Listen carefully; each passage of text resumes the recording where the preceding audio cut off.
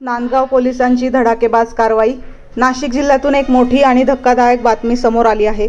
नांदगाव पोलिसांनी गुटख्याच्या तस्करीवर मोठी कारवाई करत विंचूर येथील गुटखा माफियांच्या मुसक्या आवळल्या आहेत। बेळगाव ते विंचूर दरम्यान गुटखा आणून तो संपूर्ण परिसरात पसरवणाऱ्या या माफियाला अखेर नांदगाव पोलिसांनी पकडले।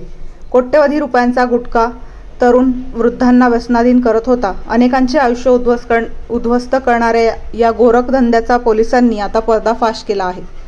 नांदगाव पोलिसांनी अडवलेली महिंद्रा बोलेरो पिकअप गाडी MH19 BN023 ही गाडी बेळगावहून नांदगावकडे येत असताना थांबवण्यात आली। तपासणी दरम्यान गाडीतून सुमारे 16,39,000 रुपयांचा बंदी घातलेला गुटखा आढळून आला। या प्रकरणी विंचूर येथील 2 आरोपींविरुद्ध गुन्हा दाखल करण्यात आला आहे। निलेश दिलीपचंद बोथरा, महेश रमेश आहेर या गोरखधंद्यांमध्ये महिलांचाही सहभाग असून वेळप्रसंगी त्या विरोधकांना धमकावत असल्याची माहिती समोर आली आहे।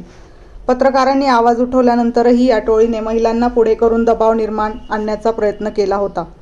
नांदगाव पोलिसांनी दाखवलेली तत्परता आणि धाडस निश्चितच कौतुकास पात्र आहे। गुटख्याच्या या साखळीला तोडण्यासाठी ही कारवाई महत्त्वाची ठरते। आता गरज आहे ती संबंधित यंत्रणांनी एकत्र येऊन या माफियांवर कठोर कारवाई करण्याची।